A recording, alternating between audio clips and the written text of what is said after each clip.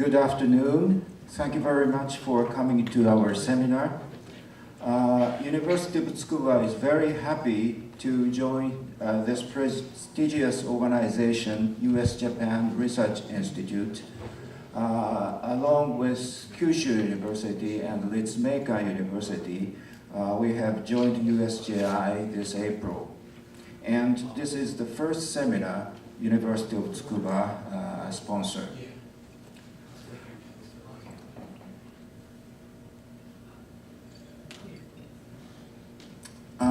In collaboration with GSI Teaching and Resource Center at UC Berkeley, University of Tsukuba sent 4 graduate teaching assistants to Berkeley for a 1-week fieldwork program every year since 2009.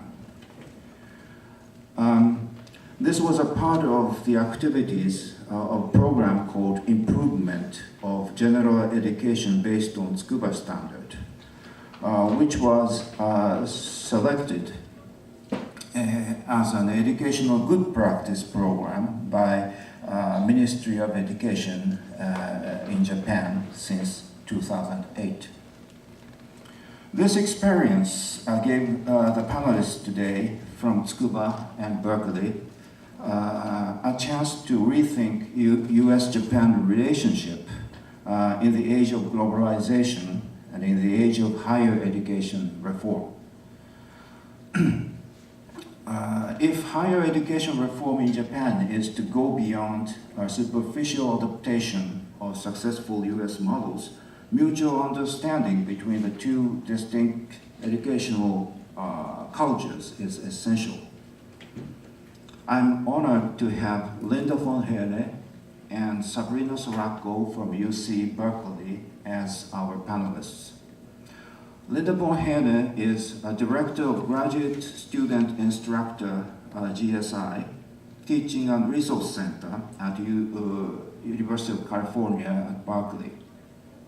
At Berkeley, she teaches courses for graduate students on teaching and learning in higher education, designing courses to enhance student motivation and mentoring in higher education. She has published articles and book chapters on the professional development of graduate and future faculty,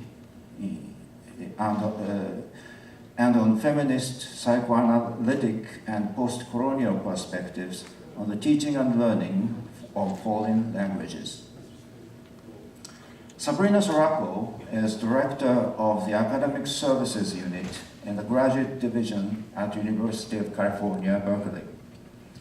In this position, she teaches academic writing courses for graduate students and assists graduate students in the development of academic skills necessary for the successful completion of their doctoral programs, such as academic writing, grant writing, dissertation writing, editing, and preparing articles for publication.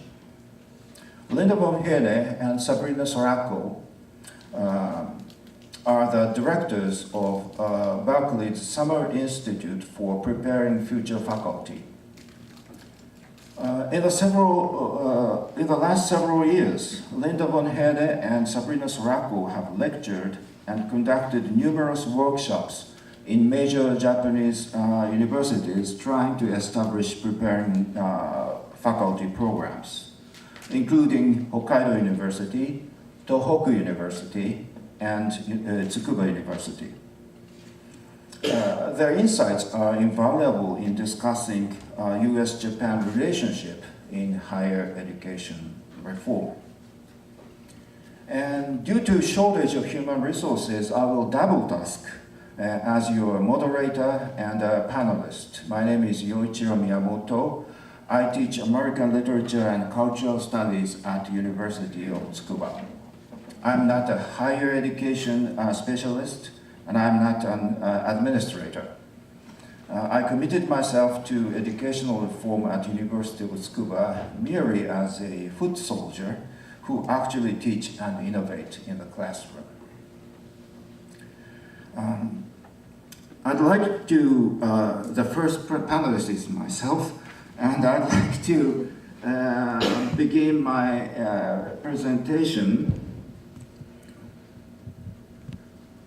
Oops.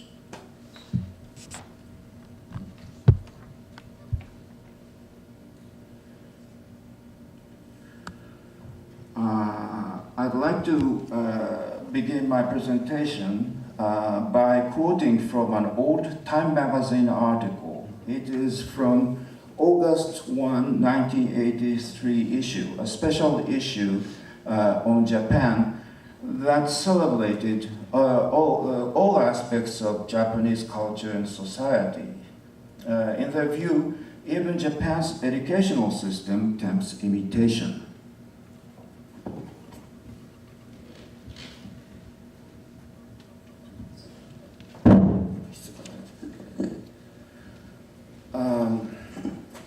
I quote, "The patterns and goals of an educational system do not transfer as easily as a Walkman. US educators can study Japan profitably, but not if the intent is merely to replicate. Japan learned that lesson in reverse, not once, but twice." I continue to quote, "After the Meiji Restoration, the new imperial government sent study missions to the US, France, and Prussia, then tried to set up a national education system based on Western liberal utilitarian thought. The experiment was short-lived. Much the same thing happened after the US occupation. The American-imposed structure of grade school, junior high, and high school was retained, along with co-education and compulsory attendance until age 15. But many of the other US reforms were soon discarded."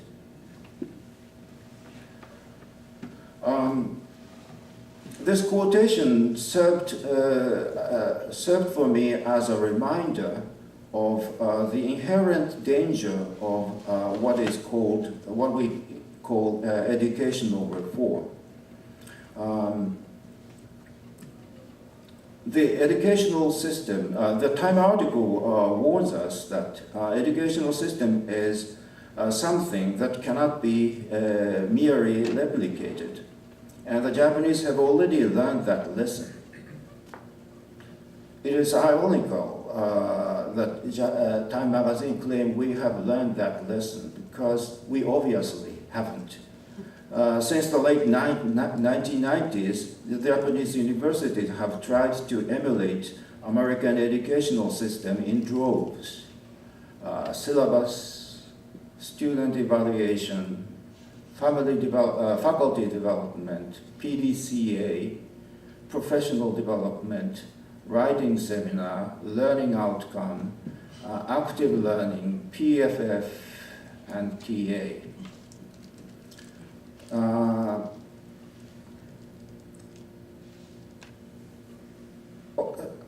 Of course, these imported ideas have improved Japanese higher education on the one hand, but on the other, it has confused Japanese academia, and some of us feel alienated from what is going on.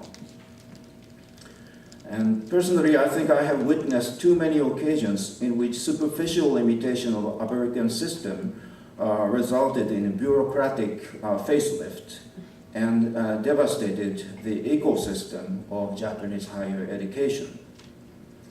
TA system was the case in point. It was introduced in most of Japanese universities around the year 2000. Meager amount of salary of about $30 per week was just handed to graduate students in exchange for doing clerical chores for their professors. Since TAs are not expected to teach, the system does not prepare graduate students for their teaching career. And since they are not expected to teach, it will not improve undergraduate education. $30 per week does not help graduate students finance themselves either. It simply did not make sense. It simply did not work. If we are to import foreign educational ideas in a productive way, it is imperative to understand the deeper structure that makes it work. Our intention should not be merely to replicate, to borrow the expression of Time magazine. This was the reason why we have started this Berkeley fieldwork program. We did not think this should be an observations program. Rather, it urged our students a holistic understanding of educational ecosystem at UC Berkeley. Participants not only observed discussion sections led by Berkeley Graduate Student Instructors. TAs at UC Berkeley are called GSIs, Graduate Student Instructors. So I will use the expression both TA and GSI in my presentation, but it means practically the same. Well, here it does. Oh, here in the United States, but obviously in Japan it may not mean TA, may not mean TA, from what you're saying. Yeah, okay, a little bit complicated. Participants not only observed discussion section led by Berkeley GSIs, but also participated in workshops, observed lecture courses linked to discussion section, and participated in GSI workshops, and visited various educational facilities at Berkeley and interviewed faculty members and GSIs.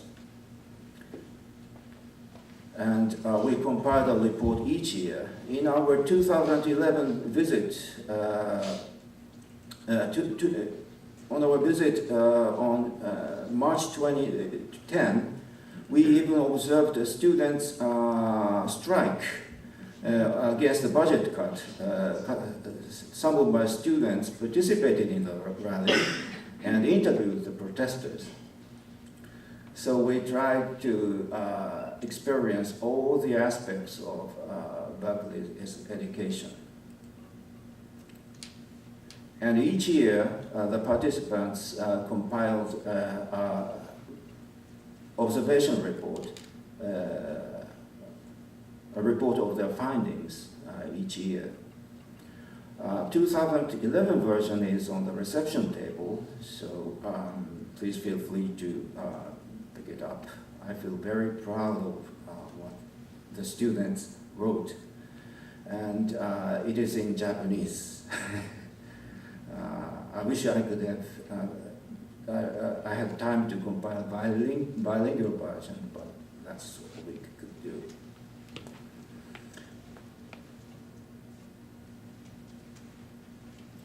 So in Tsukuba Berkeley Fieldwork Program, students observed GSI-led discussion sections, lecture courses linked to above, GSI meetings.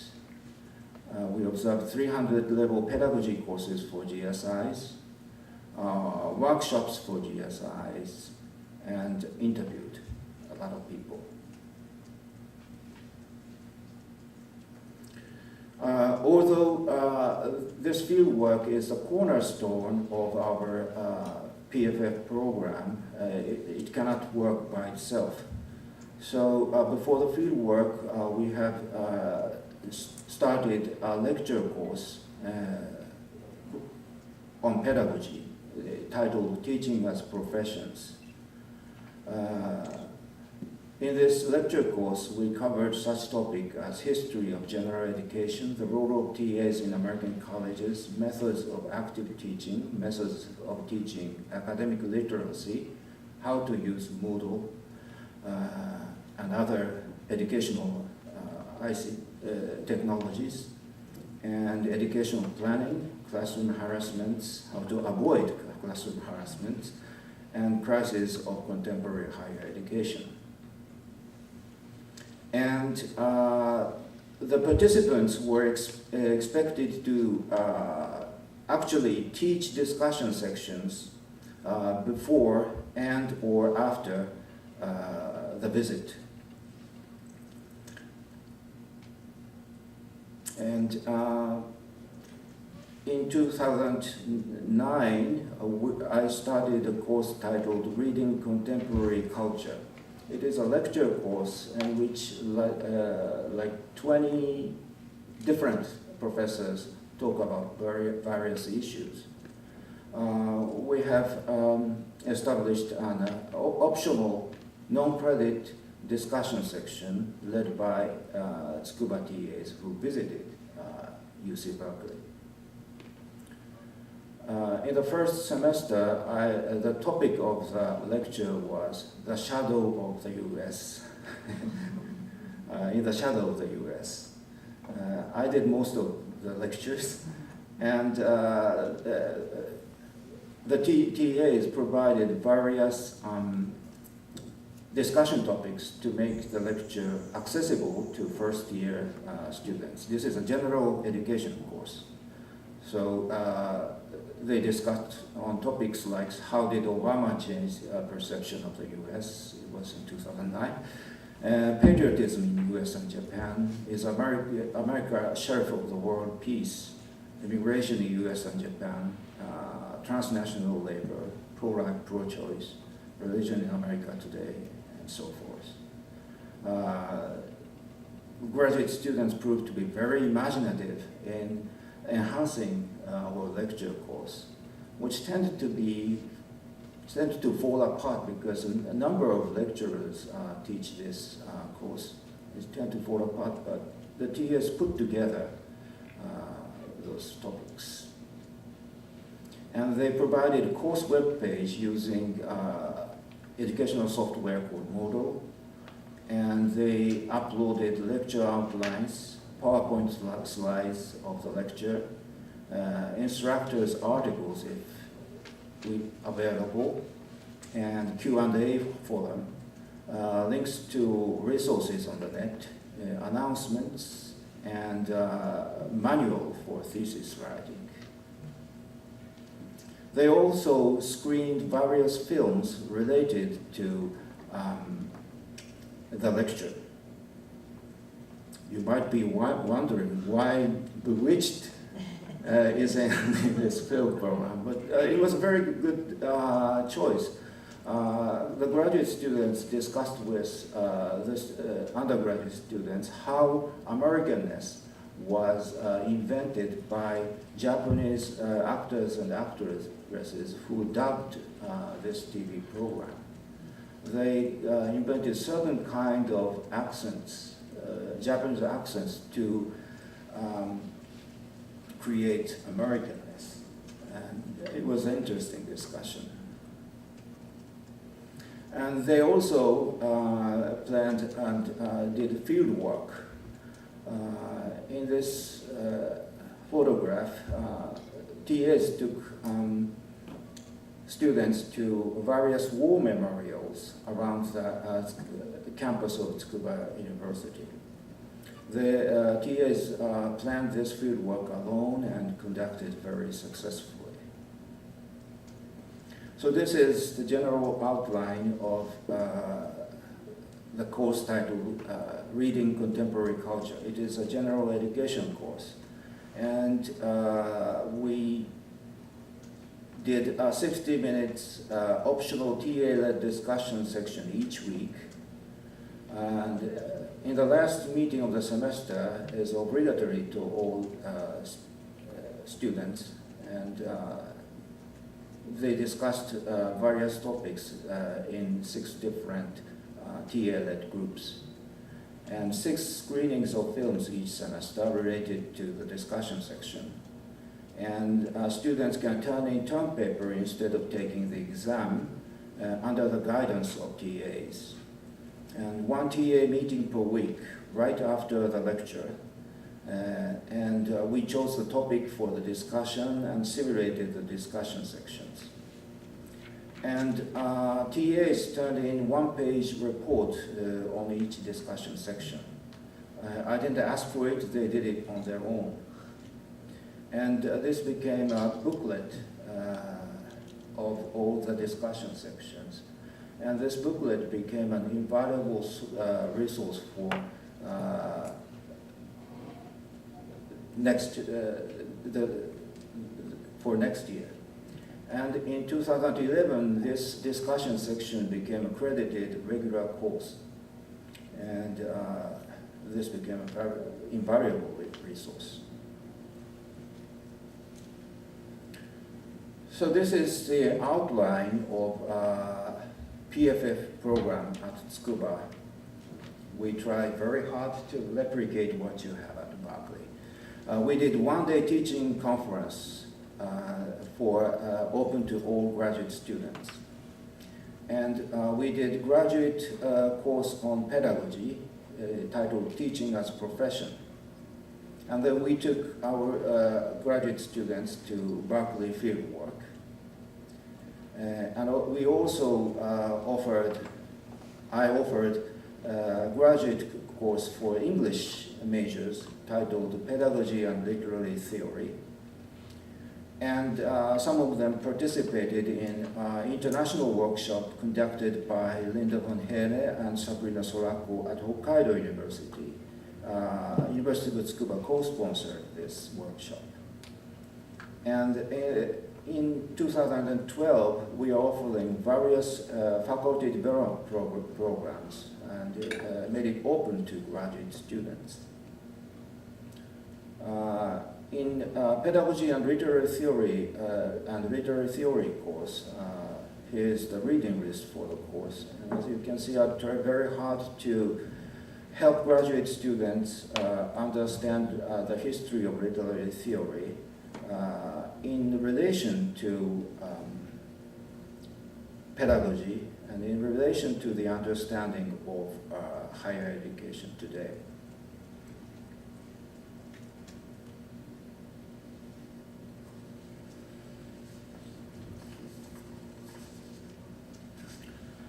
A Time article I have quoted throws another light on our topic.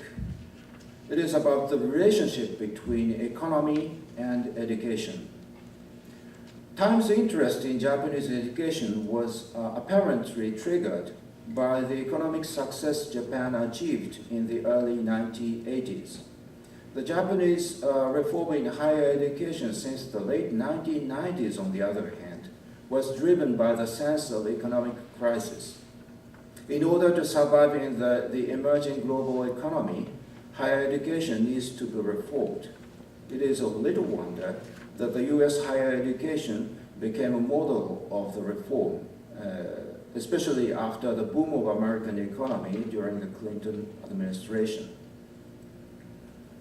Although I do not dispute the importance of education in knowledge-based societies, it is alarming that educational reform is dictated by economic interests. The pitfall of mere replication that Time magazine sounded the alarm is made all the more dangerous when the object of educational reform is set outside education itself.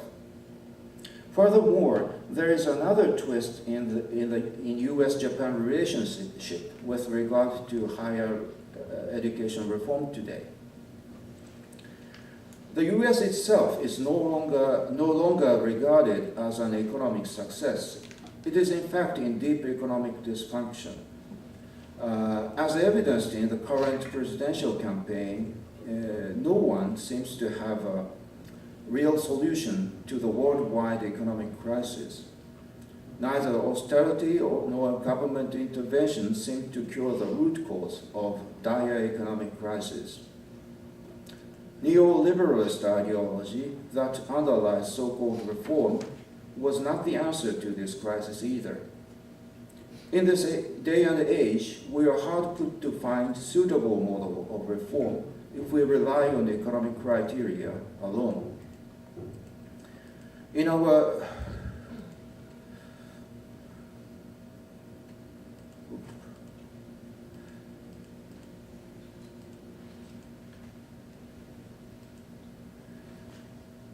In our visit, we have painfully witnessed how the financial crisis have hit Berkeley education itself. To complicate the matter, although US-Japan relationship has been well maintained, anti-American feeling was in unprecedented level during the George W. Bush administration among students and faculty members, including myself. The imposed American educational system was resisted and sabotaged in some cases by the latent anti-American feeling. As I committed myself to the reform, my colleagues often confronted me saying, "Are you trying to Americanize everything?" I didn't know the answer. I was a conflicted person.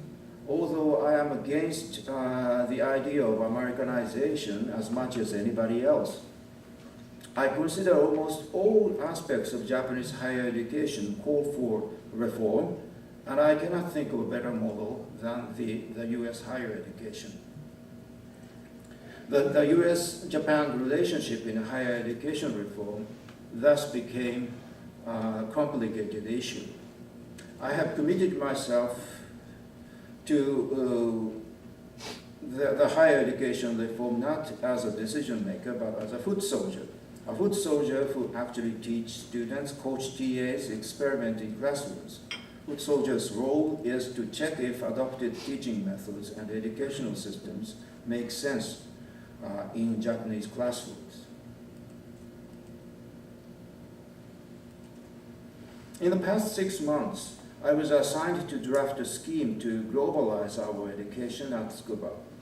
In order to apply once again for a government aid and fund to promote global learning and to prepare Japanese students for global competition to come. In the process of drafting, we were drawn back again and again to a simple old question. How do our future generation globalize and remain Japanese at the same time? What is our national identity in the age of globalization? When I take Tsukuba graduate students to UC Berkeley, they were honest enough to enunciate a similar kind of doubt, at least in the beginning, to me. Said, "Are we to stay in Berkeley for a week and sing the praise of American higher education like Professor Miyamoto? Isn't this a part of McDonaldization of higher education?" And some said, "Aren't there at least some comparative merits in Japanese universities?" These are understandable questions. And as an organizer of the fieldwork project, I welcomed this kind of honesty and self-consciousness, without which deeper learning can never be achieved. Students also come to Berkeley with a common set of preconceptions. They assume Japanese and Asians fatally lack discussion skills, and their English communication skills are abysmal. Why this kind of preconception took root in our mind is a topic that requires a lengthy study in itself. I consider this to be a kind of defense mechanism in the face of globalization. In their discussion skills, and if their discussion skills and English communication skills are not sufficient, it is the result of this anxiety rather than the cause of it. If Japan is to globalize, we need to deal with this anxiety in a meaningful way. When I ask for the participants, what their goal is during the stay, during the visit, they unanimously answered it is how to make Japanese students more active in discussion. They seem to be almost fixed to this issue. After 25 years teaching experience, I must confess I still do not have a definite solution to this problem.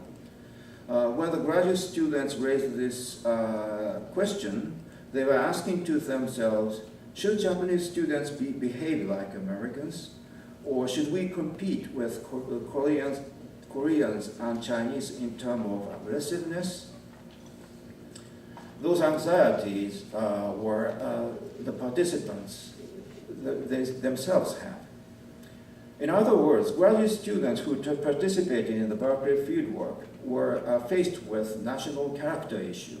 If aggressiveness in discussion is outside of Japanese national character, learning to organize an active discussion section entails, to some extent, forfeit of our national character.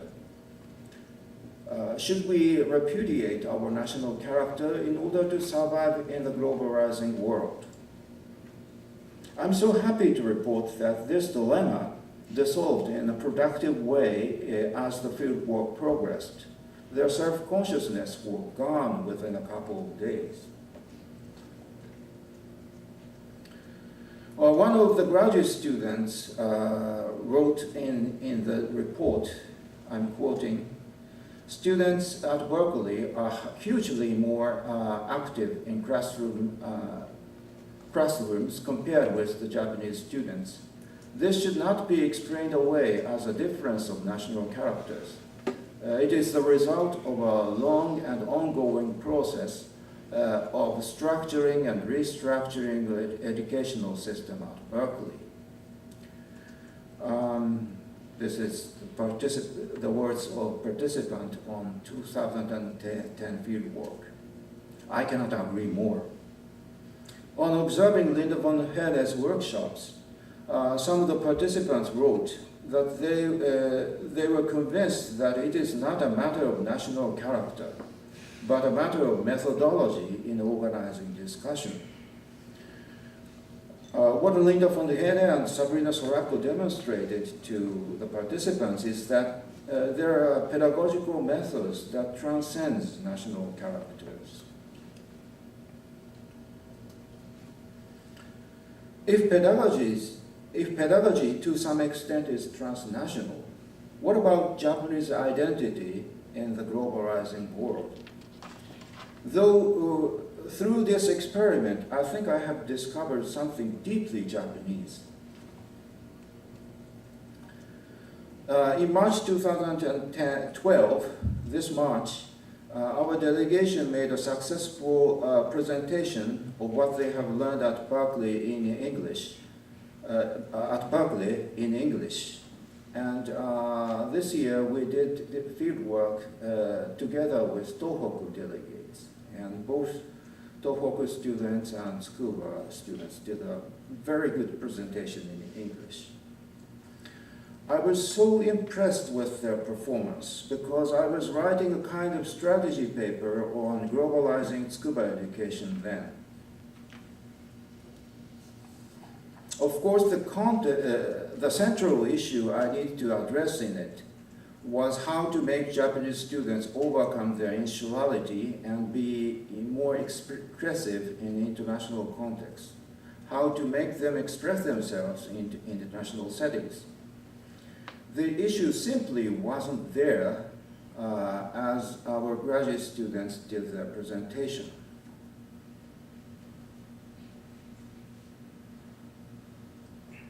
As I witnessed this, I couldn't help think of another delegation 430 years ago.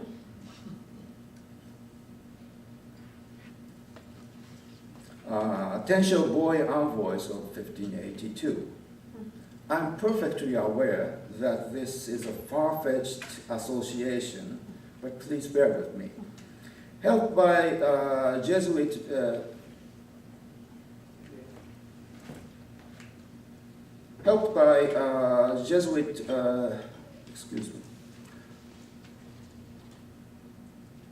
in 1582, enlightened Christian warlords in Japan sent 4 Japanese boys to Europe. Helped by Jesuit missionaries, they sailed nearly 2 years and saw Pope Gregory XIII and became instant celebrities in Europe. And amazingly, they learned Western music within the 2 years they traveled in Europe. After they returned to Japan, they played Josquin des Prez, my favorite composer, in front of Toyotomi Hideyoshi, who ruled Japan then. Ironically, Toyotomi Hideyoshi banned Christianity while these boys were sailing. And one of them is to be executed. But Toyotomi liked the music, really enjoys the music, and asked for 3 encores. This was the first recorded instance of Western music performed in Japan. They also brought back the first printing machine in Japan. Untential delegates somehow still capture Japanese popular imagination. There's a popular song group called Tensho Kenwo Shoudei Shisetsu, and there's anime of their adventure. Early music enthusiasts in Japan, like me, tend to over-romanticize Tensho delegates who play Josukande play in front of Toyotomi Hideyoshi. But it is hard to underestimate their talents. Understanding the essence of Christianity, the essence of Western music, and the essence of modern technology within 2 years, and bringing them back to Japan. I'm not directly comparing the participants of the fieldwork program to Tensho delegates, but perhaps this far-fetched Tensho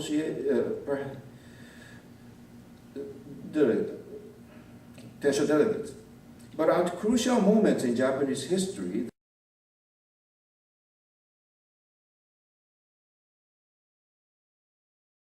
digest everything they encounter. That is totally outside our native traditions. I'm not comparing directly our students to these great delegates, but the change I saw in our students during the weeks at Berkeley made me aware of the potential. Respectful, eager learners emerged in graduate students during the fieldwork. Although I do not deny so-called insularity of Japanese people, we do have the tradition to run something totally alien and assimilate it.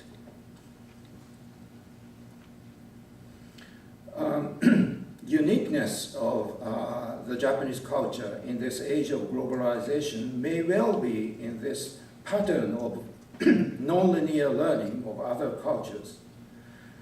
National character may lie not only in the way we were, but also in the way we changed. And I want to take this occasion to thank Linda von Herne and Sabrina Srako for hosting this fieldwork program for the last 4 years. I'm in awe of their professionalism as well as their ability to understand the Japanese educational system and its unique programs. It was really an undeserved kindness. Thank you very much.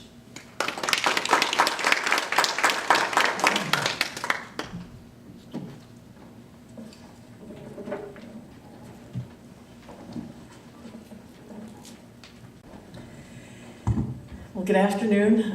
It's really a pleasure to be here today. We first want to thank the U.S.-Japan Research Institute for inviting us to be part of this session. And of course, we also want to thank Professor Miyamoto. While he has spoken about how much he has learned and his students have gained, we also feel that it's been a great privilege to work so intensely with someone who has given not just superficial thought, but very deep thought into how to take on some things, but to transform them in the way that is really useful for a particular educational context in Japan. So here's how we're going to proceed with our part. We're probably going to be very American about this in the sense that Sabrina and I are going to switch off back and forth a few times. We have 3 parts to our presentation. First, we'd like to introduce you to the Berkeley context so that you can understand what we do in terms of professional development of graduate students at Berkeley beyond the content of their discipline and degree program. Then we want to give a short chronology of the collaboration with several Japanese universities trying to touch upon the process of learning in terms of how to go back and forth sort of more dialogically to understand what might be useful for different systems. And then we want to talk about, very briefly at the end, of some future work we'll be doing and potential future directions. So first of all, for those of you who may not be familiar with Berkeley in terms of numbers, enrollments, and things like that, Berkeley is a public land-grant university, University of California, Berkeley. We have approximately 30,000 students on campus, 20,000 of which are undergraduates, 10,000 of which are graduate students. And these are graduate students who are enrolled in over 100 master's or PhD programs. Now, Sabrina and I are both directors of 2 units within the graduate school where the professional development of graduate students and the services that we do are housed.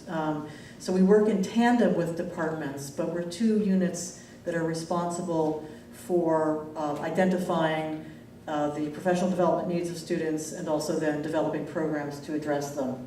So my work is in the area of preparing graduate students for the teaching they do at Berkeley as TAs and GSIs, and for the teaching that they do in future faculty careers, and also in future careers in general, in the sense that what they learn as teaching assistants, of course, is eminently transferable to other professional contexts. So let me say a few words about what we do at the Teaching Center, and then Sabrina will talk about what she does in terms of the professional development of graduate students in academic writing, editing, publishing, and so on and so forth. Okay, we're sort of 2 arms of the graduate division, we say, that are responsible for professional development of graduate students. So at any given time, there are approximately 1,800 graduate students serving as GSIs or TAs on the Berkeley campus. Some of you may be familiar with how teaching assistants are used in the United States, pretty standard in terms of how they're used at Berkeley.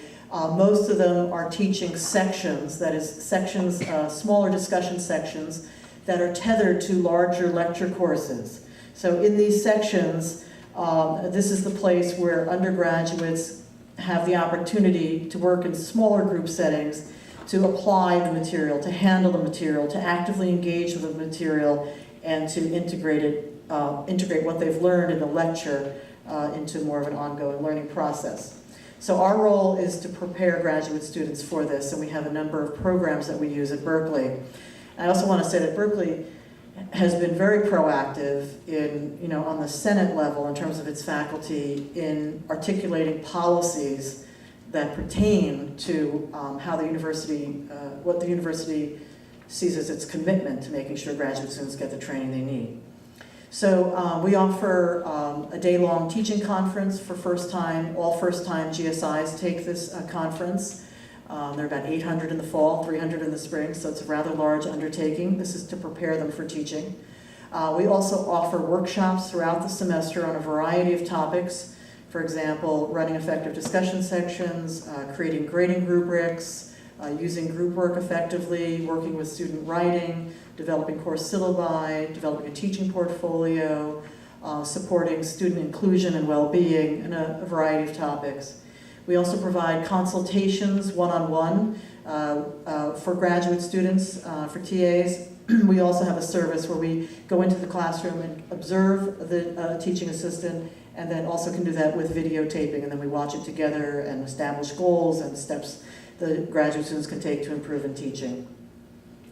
We also offer small grants to GSIs to implement sort of additional learning activities. That could be taking their students to a play at a local theater. It could be purchasing some supplemental materials for a class to make a certain activity more enriching.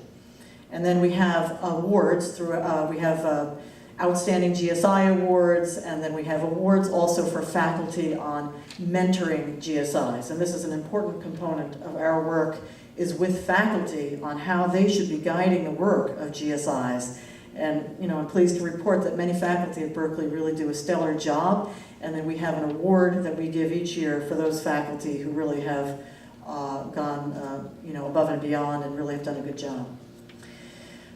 We also have seminars and courses. So we have seminars for faculty on teaching with GSIs. So we also offer courses on teaching and learning in higher education, a course on mentoring. And one thing that's not listed here, we also are responsible for preparing the international GSIs, of first testing their English level to make sure that their English level is sufficient enough to go into the classroom, and then providing some support services if they need that. And finally, this year, we've established a certificate of teaching and learning in higher education. We're not alone in this in the country. There are many other universities who have these, but what we're doing at Berkeley is taking all these steps that graduate students already take and hoping to have them contribute this to a certificate. So it's a structured way in which they can work on their teaching while they're in graduate school and preparing for future academic positions. Okay, so with no further ado, that's the teaching part. I'm going to turn the mic over now to Sabrina. Good afternoon. So, let's see here. Okay. So, I'm director of the Academic Services Unit at the Graduate Division at UC Berkeley. And as Linda mentioned, we're each one of two arms of the professional development of graduate students on the Berkeley campus. So Linda does teaching, I do writing. So in this capacity, this program really is about providing professional development for graduate students in terms of writing in order to be better writers and more effective writers as graduate students, but also to prepare graduate students for the writing roles and responsibilities they will have as future faculty and or professionals. And how we work on this is through in a variety of ways. One is workshops. I do a variety of workshops throughout the academic year, ranging on topics from academic writing in general, to grant writing, to dissertation writing, to workshops on editing and revising writing, and also workshops on academic publishing. So that it covers the variety of writing tasks and skills graduate students will be responsible for from early first, second, third year of graduate school all the way through their doctoral programs. And both of our offices work with all graduate students in all disciplines at all levels at Berkeley. I also run a variety of writing groups. I do many dissertation writing groups. These groups usually meet once a week throughout the semester. I do academic writing groups just on academic writing in general. I do academic writing groups for international students who are maybe working with learning how to write in an academic way in English. These groups are also multidisciplinary usually. I do some for specific programs or departments, but most of them will be a group of humanities and social science students or a group of engineering and science students, so that students are forced to work kind of outside of their discipline a little bit. But I also do ones for specific disciplines. I do a variety of consultations, both one-on-one and smaller group consultations. And I also teach courses. I do an academic writing course for graduate students that's offered every year through the Graduate Student Professional Development Program, GSPDP, which is the academic program through which Linda and I offer our courses. Okay. So Linda and I obviously work independently in our two programs, but we come together for two large programs every year. The first is the Summer Institute for preparing future faculty, and the second is SMART, Student Mentoring and Research Teams, which is a graduate, undergraduate research mentoring program. The Summer Institute for Preparing Future Faculty started in 2003. We just celebrated 10 years.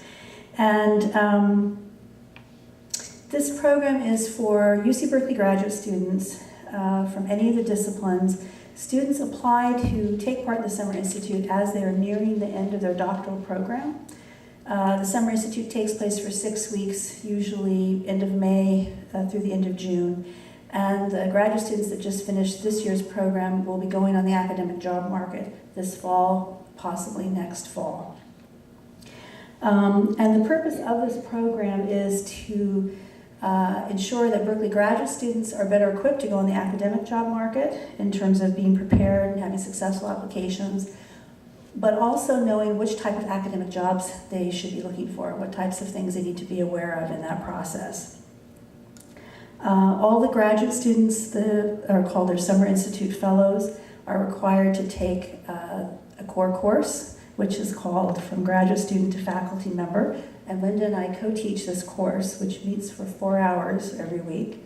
And in this course, we cover the variety of American higher education institutions using the Carnegie classifications. So we discuss liberal arts colleges, research institutions, state universities, so forth and so on, in order for graduate students to know what types of faculty jobs there are that are out there and where they'll be applying, the types of things they need to keep in mind for successful applications. We discuss things such as governance at these institutions, faculty roles and responsibilities, and each week 2 hours of the course consists of a faculty panel, which has faculty from higher education institutions from the San Francisco Bay Area who come and talk to the fellows about the issues and topics under discussion that day in terms of what this means at their own institutions. So all the fellows take, all the fellows take the core course. They are also required to take one of 2 electives. Linda teaches one of the electives, developing a teaching portfolio. I teach the other elective, which is editing, academic writing, and publishing. And one of the things that we do that sets apart our Preparing Future Faculty program from more traditional future faculty programs is we see teaching and writing as equal components of the faculty preparation here. Where traditional future faculty programs tend to focus on teaching, where we have always seen them as both and balanced.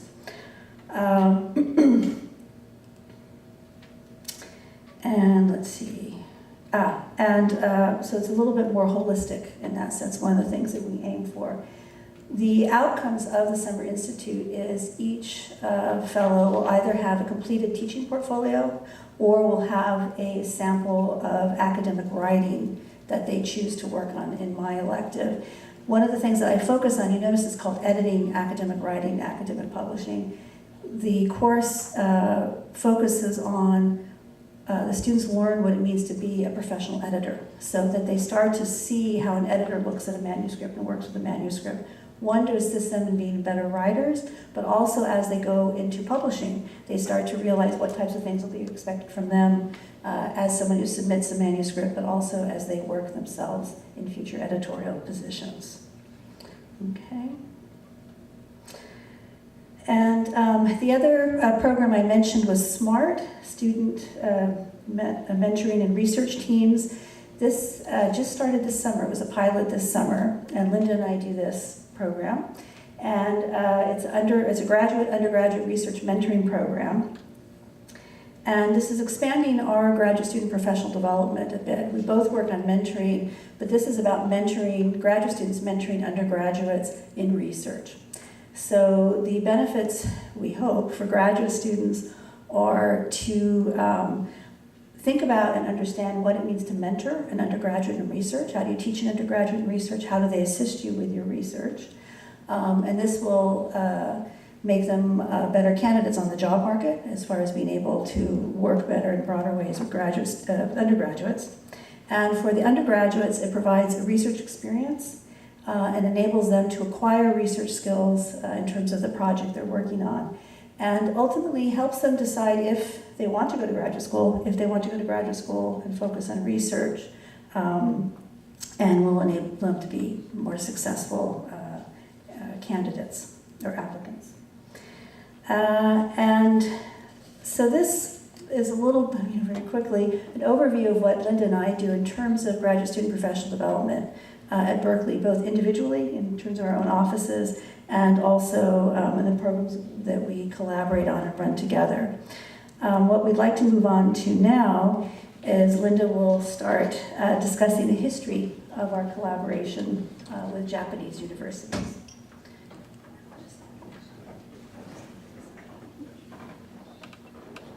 we're modeling a little bit how we do our program. You're very clever. Okay, so we want to talk about, well, we've identified 3 phases, but one identifies these phases. They are, of course, somewhat artificial, and but for the purpose of this discussion, we wanted to acknowledge sort of 3 moments that we see as particularly important.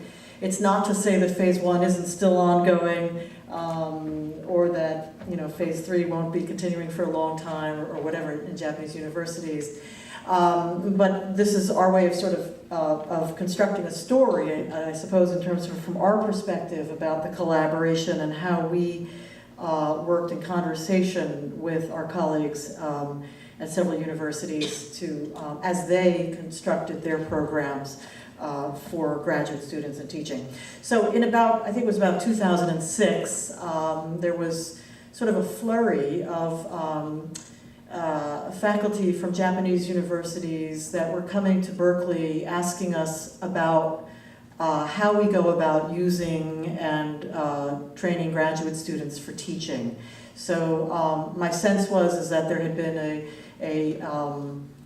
a renewed interest in looking at how teaching assistants were being used at Japanese universities.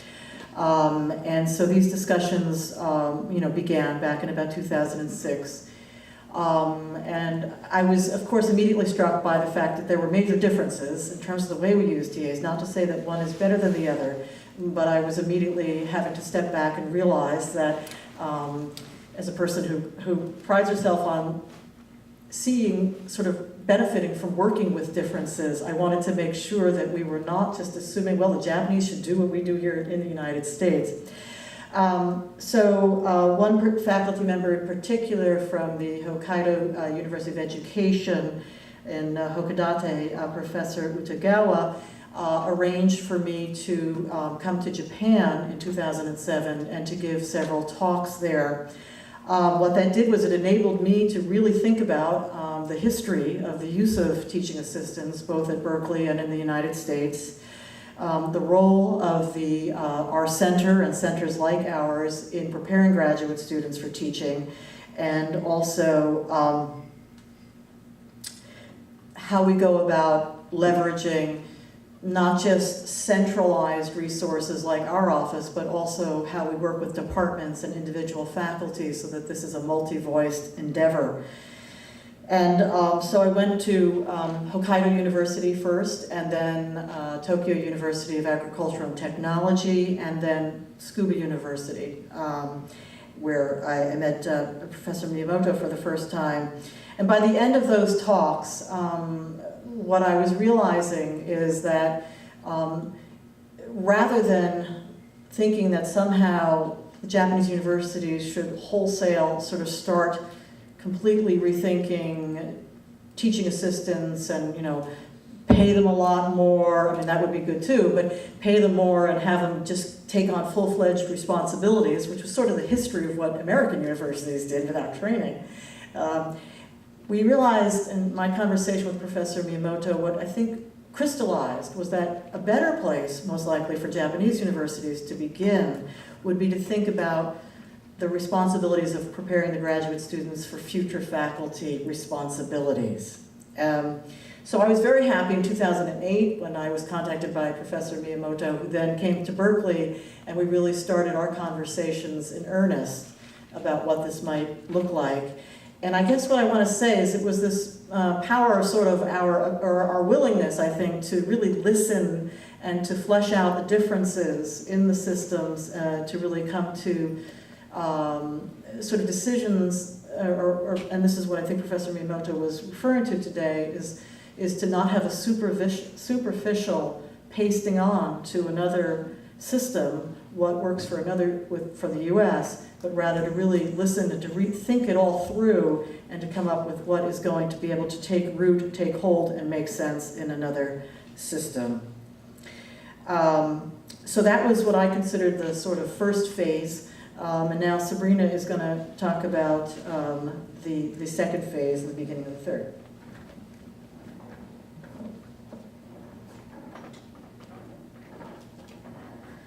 Okay, so after Linda visited Japan, the conversations continued with Hokkaido University and University of Tsukuba. And they led to what we call Phase 2, the inaugural international collaboration.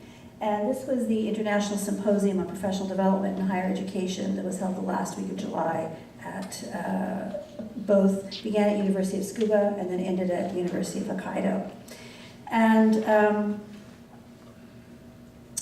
the slide just presents just what Linda and I did. It was a very large conference, and there were many workshops and many talks. But what was interesting about this program is that it was graduate students from Hokkaido and Tsukuba, and then there were faculty from Canada, US, Japan, China, Korea, okay, who attended this. And the first day of the workshop at Tsukuba, after the opening of the symposium and a brief introduction to the PFF program, PFF work that Linda and I do, was dedicated to 2 day-long workshops. Linda did one and I did the other. Linda did creating assignments and using grading rubrics, and I did presenting your research in oral and written form. And for the graduate students, and the first hour and a half of each of our sessions was more lecture format, kind of presenting information on each of these topics. There was a 2-hour lunch break during which we each gave the students a homework assignment to work on, and then they had to come back for the final 2 hours. And these are all international students, and this was all done in English. Linda's assignment was to create an assignment and to create a grading rubric and then to present it when they returned. My assignment was to take and write up an abstract of their research and come back and do a 1-minute, what we in America call an elevator pitch, where you have to kind of describe, in a short and sweet format, your research.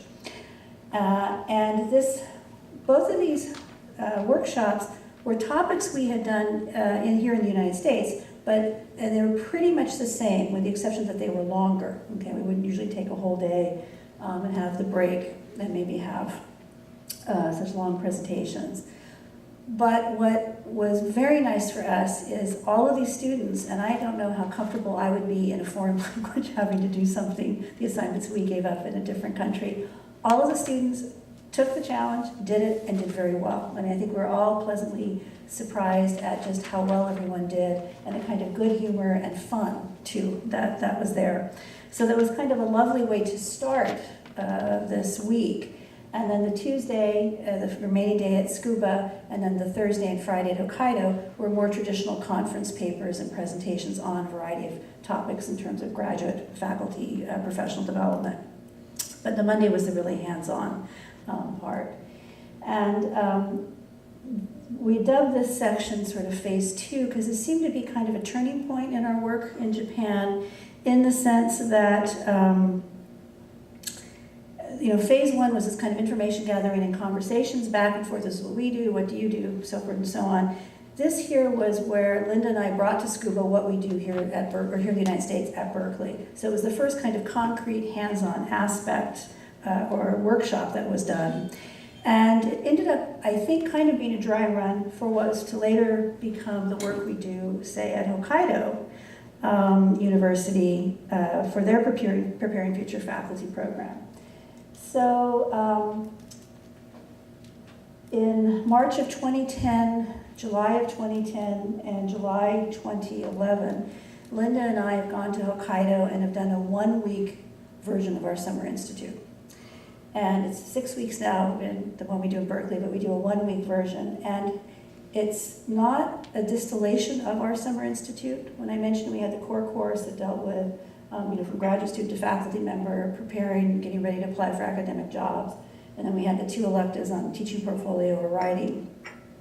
In Hokkaido, what we do is we don't really do the academic jobs in Hokkaido, but we focus on the teaching and writing. And we do them both together. So unlike our program, where you choose the teaching and writing component, this program, everyone does teaching and writing over the week.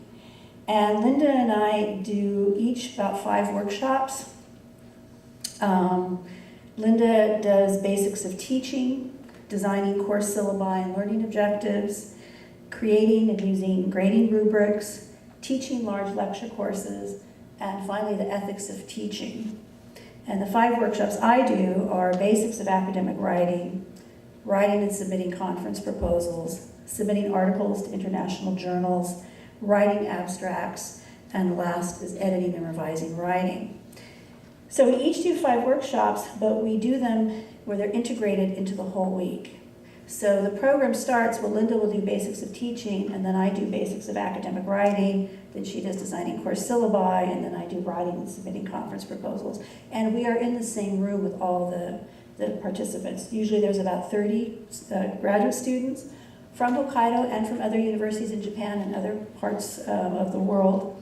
And then usually there are about 10 faculty and postdocs who sit around in the back and observe the work we do and see us in action, so to speak. And similar to our program, it's multiple disciplines the students come from. And their final presentation is each student has to do 2 things. One, they have to draft a syllabus and a course rationale and present that syllabus and course rationale to their group. And they also have to draft or create a description of their current research or a research proposal for future research and present that in a brief kind of 5-10 minute format to their groups. They both do present on teaching and on something, presenting their written research and writing. And one of the things that's been interesting for us, and this was a very intense long week because it's day after day after day, there's not really a break, is it's made Linda and I think a little bit about possibly changing some of our work at Berkeley. For example, maybe doing a 1-week program instead of the 6-week program. And one of the ironies also is when I mentioned that the Hokkaido we do both teaching and writing. Well, at Berkeley, we actually choose one or the other. And so even though our program is considered holistic, the Hokkaido program is actually more holistic in terms of really incorporating the teaching and writing equally. So that's one example of the PFF programs established at Japanese universities that we've worked with. The other 2, Linda will address.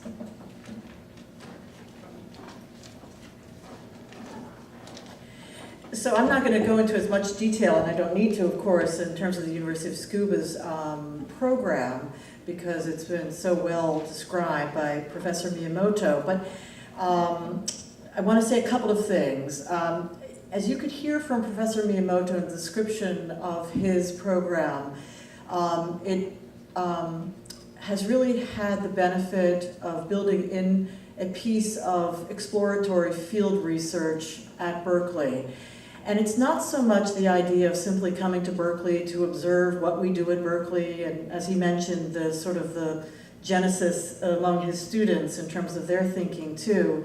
It's really that it gives them a chance to ask questions about why we do what we do, and whether or not that is something that would be wise within a particular educational context in Japan.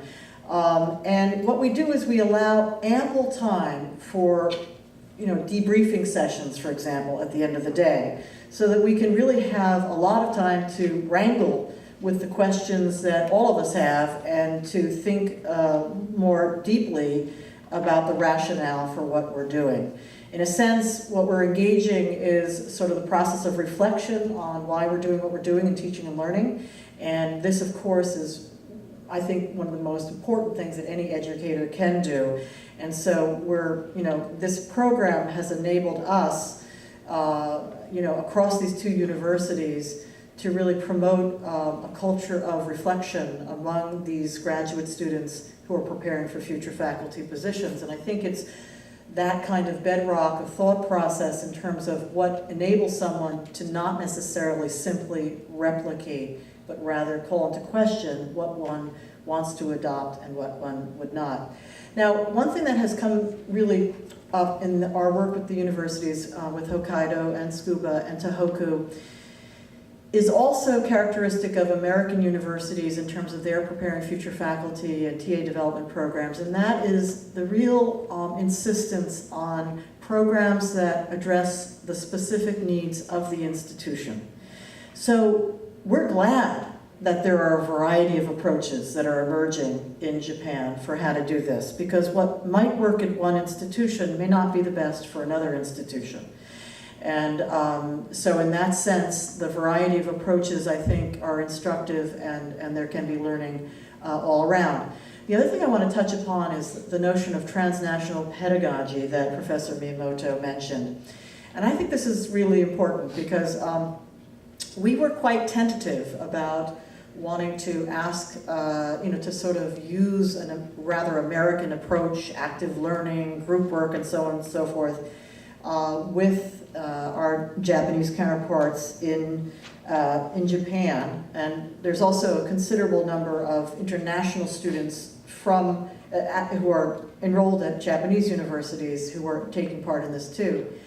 But what was really quite interesting, and I say this based on experience in Japan and experience in Norway, experience here in the United States, when you ask students, graduate students, to identify, for example, what are the problems with large enrollment courses, they know exactly what the problems are, okay? And sort of, I don't want to homogenize students, but I can tell you that there are some processes of what really triggers learning that I think many students know, even if we're just feeding them a steady diet of unidirectional transmission of knowledge.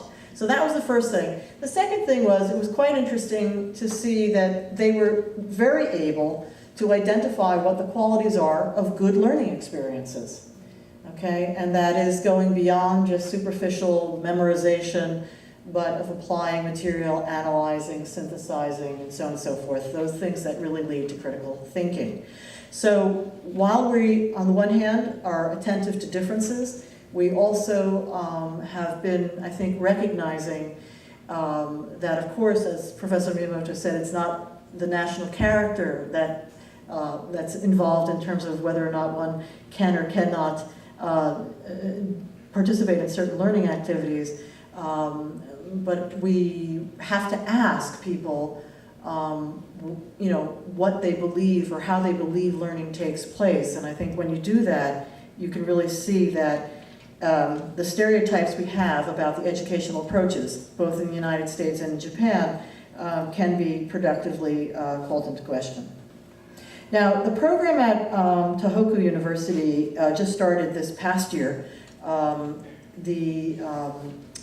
The colleagues there have also chosen to have exploratory field work at Berkeley. And what this means also is that, as with Professor Miyamoto's program, is that they're sitting in not only on GSI-led sections, but also on lectures, and they're also meeting with academic support staff on the campus. For example, our colleagues at the Technology Center or in the Student Learning Center and in the library, because they play a role, of course, in supporting learning as well. So it's a thoroughgoing sort of investigation of how learning works and what the GSI role is in that learning, and how the institution prepares the graduate students for that. And the Tohoku University program at Berkeley has a few more structured workshops. For example, basics of teaching, teaching large courses, and the role of the GSI. So there is variation in these different methods as well, but I think it's very important to see that they're addressing the needs of their specific students and their institutional needs, and it's something that we've learned from our experience in TA development in the United States that is very important to adhere to, because one size does not fit all. So I'm going to turn the podium back to Sabrina, one more switch, and then we're done. All right, and one thing I would add too, that there's been a benefit, I think, to the Berkeley graduate students who have been involved in the exploratory fieldwork, because they have been engaged in discussion with the Japanese students who have asked them questions and interviewed them and then followed up on various issues. And I think our students have actually found it quite beneficial and made them think about, well, why am I doing what I'm doing the way I'm doing it, in ways you maybe don't have to unless you're asked specifically about that. And then we kind of want to close here with kind of now in terms of the future directions of our work with Japanese universities. Next week, actually Saturday, Linda and I leave to go to Sapporo, back to Hokkaido. We're doing a series of workshops on leadership for female scientists, and this is via the Support Office for Female Researchers located in Hokkaido University. In February, a new cohort of students from Tohoku University will be at Berkeley. And in March, Linda and I return to Hokkaido to do the one-week Preparing Future Faculty program that I just told you about. And I think Linda and I, as we were preparing this and reviewing what we had done, who did what, when, and where, we spent a lot of time kind of thinking about the collaboration with our colleagues at Japanese universities, and we have been very appreciative of this opportunity to work over the last 5-6 years. And it's been a really enriching experience for both of us. And we would like to take the last kind of half minute here to thank many of those who have been instrumental in our collaborations with the Japanese universities. And I think when you hear the names and where they're from, you'll realize how many people have been involved and how many universities have been part of this. First, at Hokkaido University at Sapporo, Linda and I would like to thank Professor Ando, Professor Hosokawa, Professor Nishimori, and Professor Sanaha. At Hokkaido University of Education at Hakodate, Professor Utagawa. At the University of Tsukuba, of course, Professor Miyamoto, with whom it has always been a pleasure to collaborate, both in terms of the prepared future faculty, but just we've enjoyed the numerous conversations we've had on all sorts of topics. It has been a very productive relationship. And also at University of Tsukuba, Professor Obasawa, who has been very helpful. And at Tohoku University, we would like to thank Professor Haga, Professor Hata, and Senior Assistant Professor Sato. All of these people we have worked with over the years, and it has been a very fruitful collaboration, at least from our point of view. And last but not least, we would like to thank the US-Japan Research Institute for providing us with this opportunity to talk about our work at Berkeley and also to talk about our collaborations with Japanese universities. Thank you.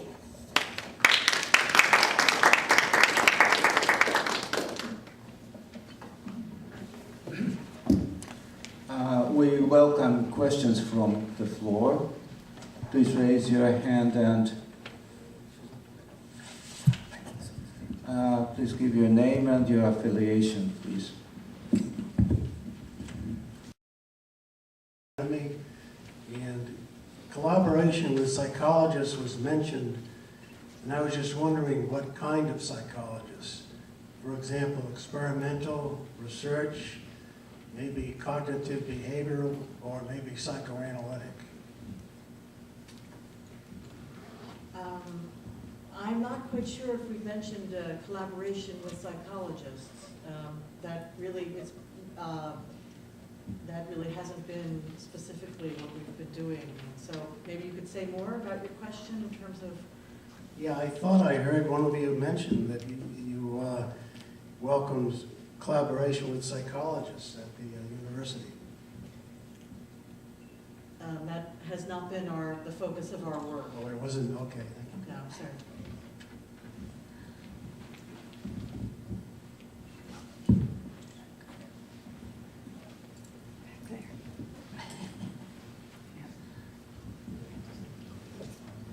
Hi, my name is Lloyd Peace, and I'm here representing my son who has 3 ESL schools in Tokyo. So I told him I'd just drop in. But Professor Miyamoto, and I hope I'm pronouncing that correctly, referenced the perception that the Berkeley students had of the Japanese students in terms of their discussion skills and interaction skills, and that after a few days that changed. How sustainable is that, or how sustained was that? And is it a function of how the material is structured and or managed?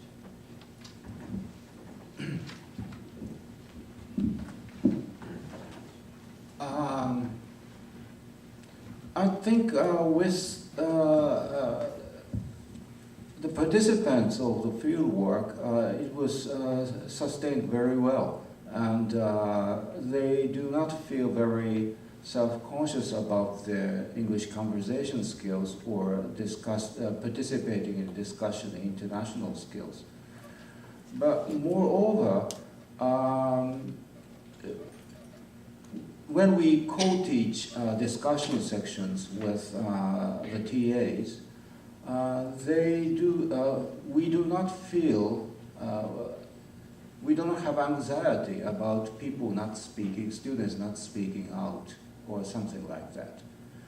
We perceive the problem from a different perspective. If students don't speak out, that's our fault. Our course design was wrong. It's not national character. That's more, I think, at least it's more productive way of looking at the situation. And the important thing is to move our undergraduate students from the kind of self-consciousness. We are Japanese, we are very silent, we are not good at discussion. That sort of self-consciousness should be removed. So it is about sustainability, but it's also about restructuring the way we think about the program. Thank you. I want to just add, I'm not sure if this is on or not. I think so.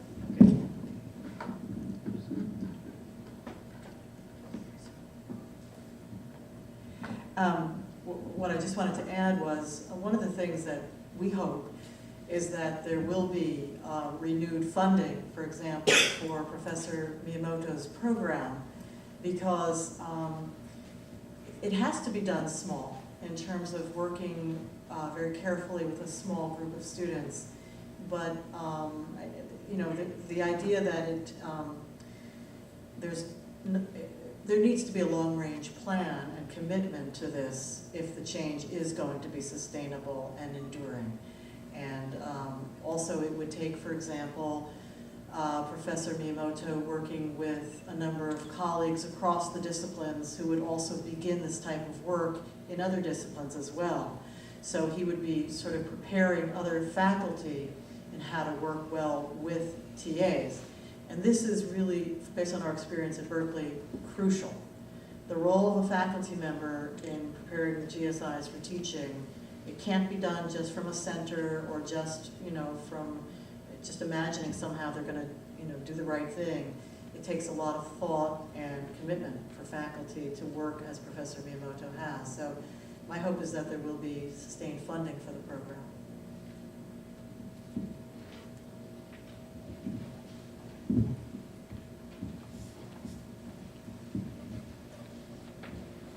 Thank you. My name is Yoneyama from Mitsui & Company, a Japanese multinational. From business perspective, maybe I'm wrong, but I still believe Japanese companies' demand is for undergraduate more and not necessarily graduate students, as opposed to my impression here in the States, great demand for graduate students for recruiting. And maybe it has something to do with the teaching and writing skill. But maybe because of the opportunity for internship exchange with the academia and the industry. So I'd like to learn from the panelists how different the Japanese interface between the graduate and industries as opposed to US. And is there any suggestion for the Japanese industries how to interface with the academia? Thank you.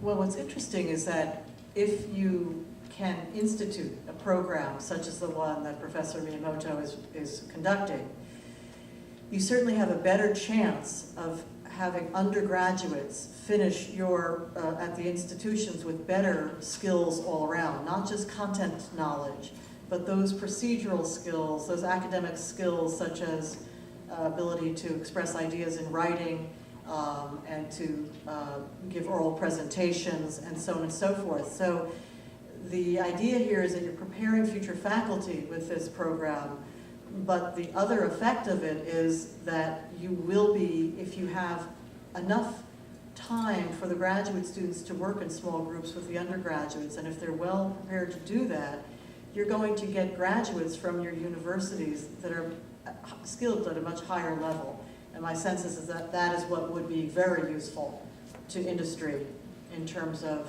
having a greater assurance of a basic skill level, so that that is not then put on you in terms of responsibility.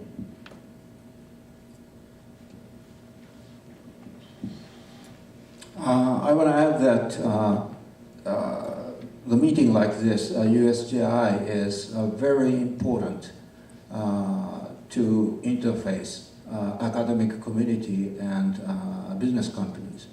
Otherwise, business world will not be aware of what we are doing in graduate schools and what kind of skills we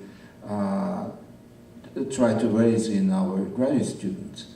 And without that kind of communication, it is no wonder that Japanese companies focus more on undergraduate students, while the current situation requires, I believe the business world needs more skilled graduate students, but they still focus on undergraduates. And this has to change. And the interface between business world and academia is essential. And Japanese academia tends to, if I may say so, demonize business world that try to destroy the purity of academic work or something. But that kind of perception needs to change. There are a lot of areas we can work together and understand each other, and this kind of meeting between business world and academia is very, very important. And oh, she was first. Hi, my name is Linda Cotton, and I'm with the Washington Center. And I first want to congratulate all of you on a great, great program of tremendous impact. So I'm very impressed. I'm sure we all are. I like the idea of the program and taking some aspects of the U.S. model and adapting them in Japan. But I also think these partnerships are very reciprocal in deeper ways. So I'm curious about what the impact of participation has been, not only for you two, but also the TAs, the faculty at Berkeley, and how that interaction has in any way influenced your thought about this whole training process.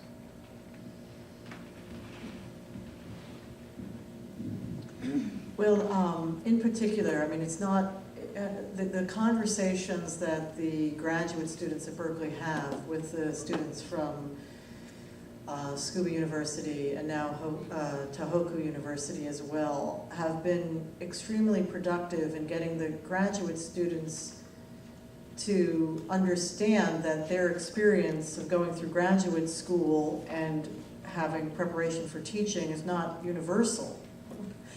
And so I think it's led to a greater appreciation of the opportunities for teaching during graduate school, even though these at times historically have been seen as not opportunities, but as, oh gosh, I have to teach, I don't have a fellowship, and so on and so forth. In one case, we also had a graduate student on my staff who was invited to Hokkaido University to work specifically with teaching assistants in physics. And this was really a very important opportunity for her, both in terms of her thinking about very consciously and walking step by step through how she learned to teach within the field of physics and what might be useful there. So It's more through those one-on-one conversations with the graduate students who come to Berkeley or those at the institutions where a graduate student might visit.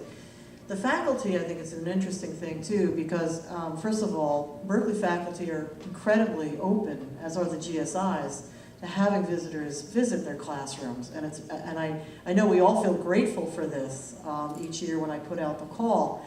And so now it's a very usual experience. The fact that Professor Miyamoto sits in sometimes on sessions where faculty are working in weekly meetings to prepare graduate students for that week, I think has been very useful for individuals to see that that kind of a discussion is valued, not only by our university, but by people who are trying to come up with ways for them to use the teaching assistants in their teaching. So it's not necessarily quantifiable but I think it's the conversations, once again, that have happened that have been quite useful for the graduate students and the faculty alike. And I know, our dean, for example, thinks this is a very valuable activity that we're doing. Sabrina's going to say something.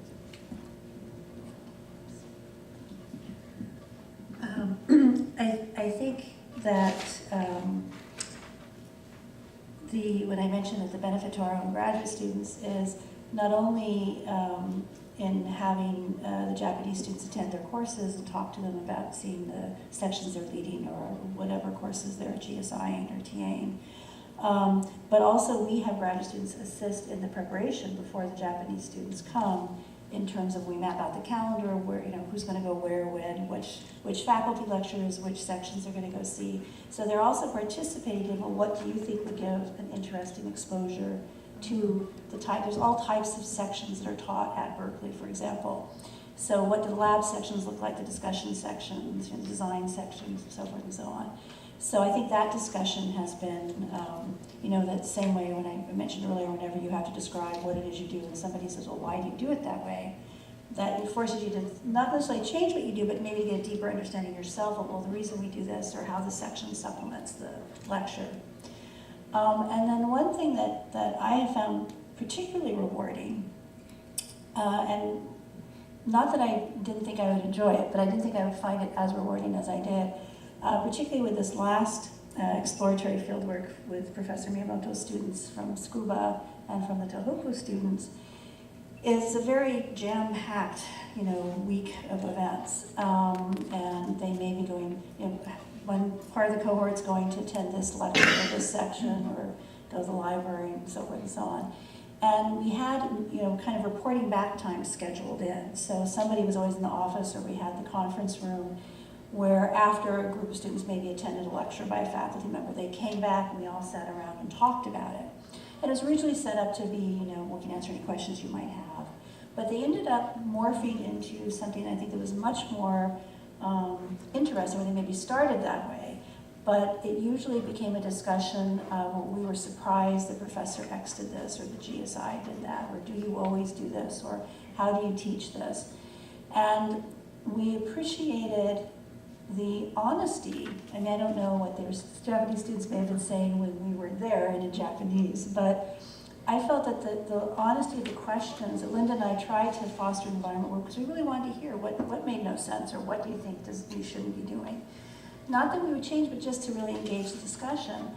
And I felt we had these really interesting discussions with our GSIs, the Japanese students, Professor Miyamoto, Assistant Professor Machi, Linda, me, and then whoever our graduate student assistants were there. That was fun. I began to look forward to going down the hall to the conference room after beginning in the middle of the day, and then at the end of the day. And I think the community that developed, where I thought it was kind of sad when it ended that we weren't going to be meeting the end of each day, because it, of course, morphed into broader discussions of teaching and cultural questions and issues. So, We also have, graduate students who work on our staff, and so they're the ones who are playing a very instrumental role in this as well. The question has always in my mind how to reciprocate. And at first we even thought of inviting Berkeley graduate students to Tsukuba in order to make it reciprocal. But I try to go beyond that question. A meaningful global relationship, in such relationship, reciprocity do not necessarily be the criteria. Very eager and earnest one-way learning may have meaning. And in that sense, there will be reciprocity in the future. Perhaps Linda and Sabrina, when Linda and Sabrina applied their programs to Japanese college and various universities, their ability to improvise 66-week program into 1-week program or 1-day program, that is a unique experience that may mean something for you in future, but I don't call it reciprocality. We have offered nothing in exchange, and that's why I call this undeserved kindness. And that is meaningful in building global network of educators and intellectuals, and we should not be worried too much about reciprocality. And I look forward to the day when we ourselves welcome eager learners from other countries and answer all the questions they have.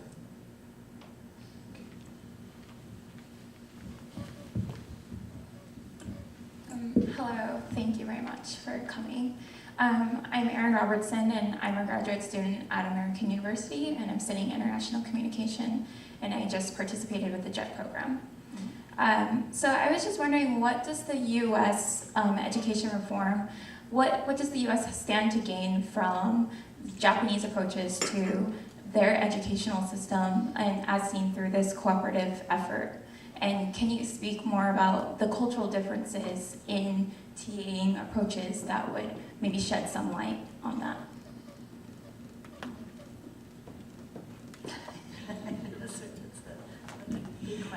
This speaks a little bit to, once again, this question of reciprocity, and we also don't think of it quite that way. I mean, we think of these as opportunities simply for, growth all around. Could you divide your questions, I think, in two? One is the cultural differences in working as TAs at Berkeley versus TAs in Japanese universities. And I think Professor Miyamoto pointed to the fact that the tasks that were given to teaching assistants at Japanese universities were also often fairly low level. And they were more, they were not given the responsibility of actually constructing a learning environment for the Japanese students in the way that an American teaching assistant would. Now, the history of TA development in the United States, goes back to the history of graduate education in the United States, with the U.S. deciding to use graduate students in the teaching enterprise, but especially in the first 80 years with very little training for that. So the idea of the cultural difference is really, in my opinion, the fact that there isn't a tradition within Japan of using teaching assistants. And much like the way a graduate student who's gone, for example, to a liberal arts college in the United States, who doesn't know what a teaching assistant is, comes to a research university and has to learn those skills, but it's already embedded in a tradition, and so it's not as much of a cultural shock for someone coming from a liberal arts college in the United States to a research university. So I'm not sure if I'm answering your question in that. Maybe you could clarify. Yeah, I see from your face that you look, if I am understanding it correctly, a little confused. Well, I wanted to know more about, what's the history behind Japan and culturally the approach to TA. You kind of alluded to that there's not a tradition, a long-standing tradition, but I wanted to understand that approach. Well, I think you would best be able to answer that.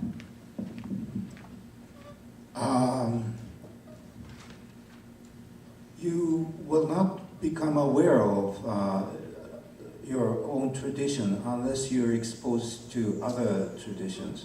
So this involvement in educational reform and exposure to newer teaching methods such as active learning was very meaningful to me. And I think I became aware of a unique Japanese learning method that was there, that I wasn't honestly aware of before I was involved in this project. Like very close reading of certain text, like reading Descartes for 2 years, 4 semesters, and reading page by page. That kind of learning habit is not there in American college. And maybe, although I hated that kind of close reading tradition, but maybe there's some place for such learning tradition. And the learning from senior students, junior students learning from senior students, not from TAs or professors, but between senior students is also there in Japanese universities, and that do not exist, I presume, in American universities. And I became aware of unique learning mode in Japanese students, and that was very meaningful to me. We shouldn't necessarily discard all those traditions, and we could mesh together the new transnational methods with the traditional learning mode within us. And we need to mix it together.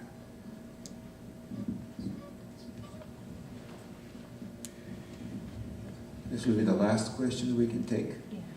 I direct this, Steve Winters, local researcher, I direct this to Miyamoto-sensei. How do you connect this discussion with the discussion I saw when I was a foreign researcher at Kyoto University about the desire of the Japanese government to increase the research climate? They used to talk about a Nobel Prize gap and this and that and this and that. In Japan, for example, setting up the Nara Science City and then later the Tsukuba Science City and so forth. So I think it's gradually, at least when I was there, was generally accepted that the Nara Science City had sort of failed. And then with the Tsukuba, they made a lot of efforts to have international panels, for instance, with the Brain Institute and the other things, and also get rid of the tenure system, so to speak. If people weren't producing research, well, goodbye, thank you. How do you relate the discussion you've had about it's a little bit confused, but for example, Germany has gone out of their way to actively copy a lot of the same structures in American educational system and enforce them on German universities, with the hope that this will produce a sort of elite university system you have in the U.S. So these types of things that you discussed today, how does that relate to this question of the research climate in Japan and perhaps making it more of a productive atmosphere for original thinkers, breakthrough thinkers? That is a very difficult question for me to answer because I'm in humanities and I'm not very much aware of what's going on in science. And that will be no excuse, but yes, I think the problem is the same in kind, because America became the model and each other countries try to replicate it, and sometimes it works well in short times, but in long times it don't work. I don't think there's any definite solution to get out of that dilemma. I think what's necessary is the role of each individual researchers or each individual educators to make sense of the change that's taking place. And if we commit ourselves uncritically to that kind of replication and global influences, at some point there will be a meltdown and it will not work. I'm quite sure as researchers in scientific field are aware of that, and they're investing themselves to communication outside of utilitarian exchange of knowledge. And I think that is a very good thing. Thank you very much for coming to our session. We will remain here and take some answers individually, but the session is over. Thank you very much for coming.